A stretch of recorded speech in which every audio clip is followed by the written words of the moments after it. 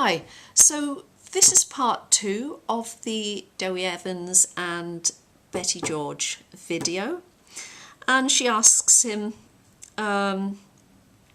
this is around 21 4 seconds into the interview, and she asks, how is the NHS performing today compared to when you started?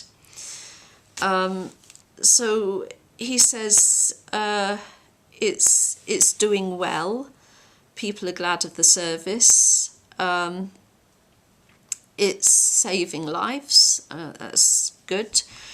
But it's not keeping up with the times as well as it should be over 75 years. And he goes on to say, and this passage I think is quite telling. He goes on to say, so in 71, if someone came to Morriston Hospital with a heart attack, they had to have morphine and Lasix. That's a medicine. If they were still alive 2 or 3 days, great, they went home, and the cost was very low. Now, of course, with someone like that, that's now today, of course, with someone like that, they have several examinations, surgery, and the cost is very high. It was quite a bit cheaper then, and of course the patients either lived or died. The same thing with cancer. If there's no treatment available, well, there's no cost, is there? More morphine again and go home until the end.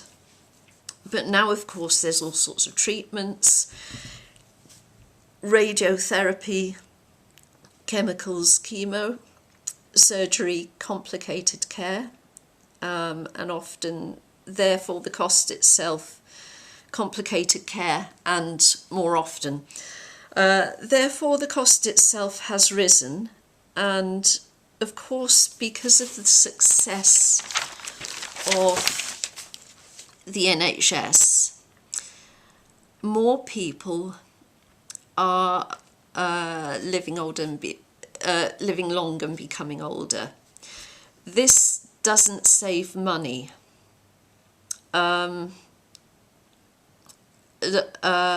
Some time ago, one would suffer ill health. That is a bit I can't quite hear. So it's something like someone would start becoming unwell in their 60s. But now, of course, they continue into their 80s and 90s even. And often this means months in the hospital, care in nursing homes, going back and forth to the hospital because of complications. Therefore, we haven't kept up in looking at the best way of dealing with that problem. Unfortunately, every decision that you make about what you are going to do near the end makes this worse.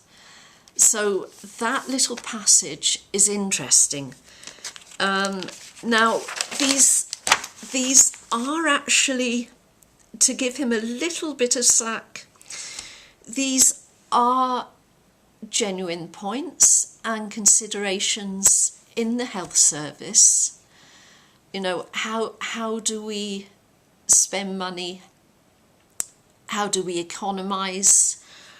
But the way he is describing this, it is so casual and compassionless. There are kind of turns of phrase that are generally Welsh, like So if they were still alive 2 or 3 days later, great, send them home. You know, translated straight like that, that does sound a bit heartless. That's sort of a normal way of talking, but even so, there is no reference to them as people with needs and thoughts. This is, it's like their bodies or their numbers, and they just come in and then they go, and then you do this and that, and it's like there's just this complete lack of referencing that they are actual human beings, you know, with wider, you know, with friends and with feelings and wider friends and families.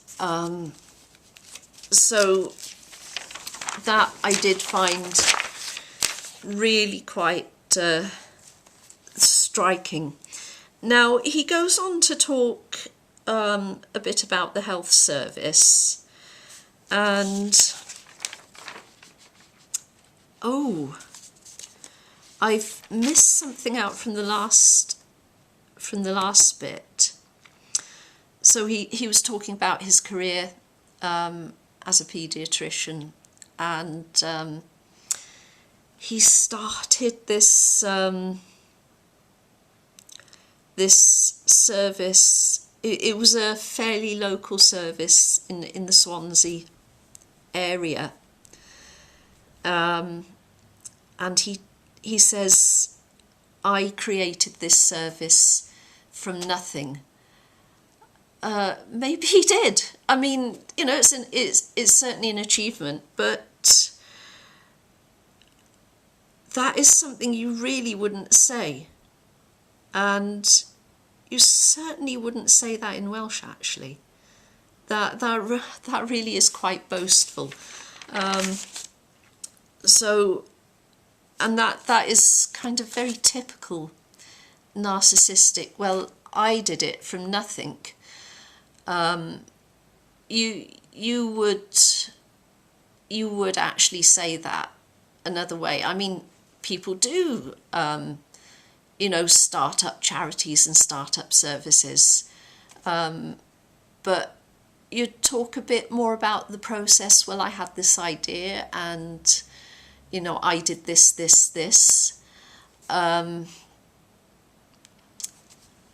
But his first introduction to that is, I started this from nothing. So that is really quite, you know, narcissistic, really. But to come back to where he's talking a bit about the health service in Wales, he has a vision for this, and you know, how a health service in Wales would be managed, and who would run it. So there would be a board, and yeah, he talks about how he would manage this hypothetical health board, and it's clear that if that were possible for him, that definitely is an ambition of his. And actually, it's okay to have ambitions.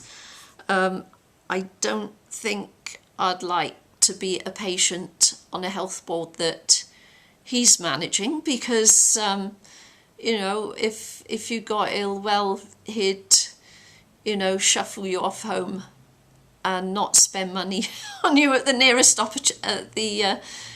you know, slightest opportunity. You know, from what he's already said, I absolutely wouldn't like this. So I'll stop that here, and the next one then I'll come on to his work when he's actually in court. So yeah, please like, subscribe and stay tuned for the next video.